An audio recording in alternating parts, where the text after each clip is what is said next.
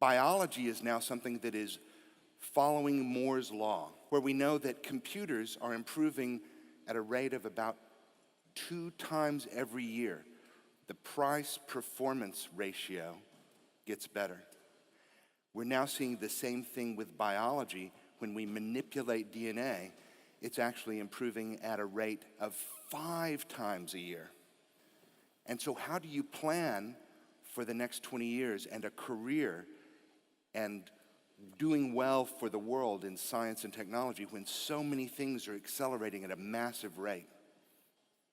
Well, one of the first things that we'll see happen is that in the very near future, medicine will change from being reactive, where you get a disease and we have to figure out what it is and find your symptoms and roll you back to a state of health. To me, though, the biggest moral question here is what happens when this widens the economic gap? One of my hopes is we can continue to make this technology cheaper and cheaper so that people have a choice about whether they are using it that's not based on how much money they make. So whenever you look at this, at the biotechnology century, what are the skill sets?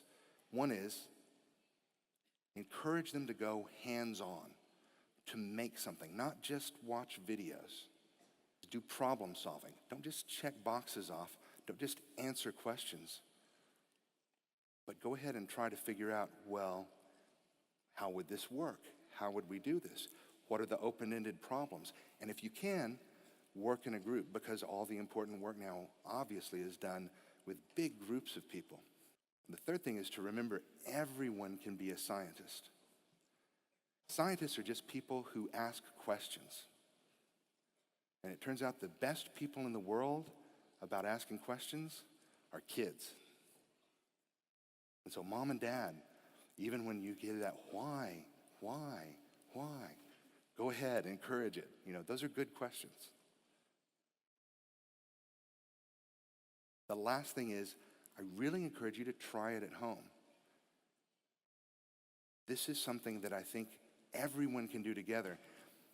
And whenever you try it at home, don't be afraid of the failures.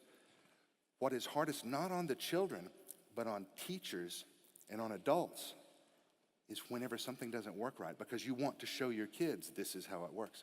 To say, well, that didn't work. Let's see what else we can do.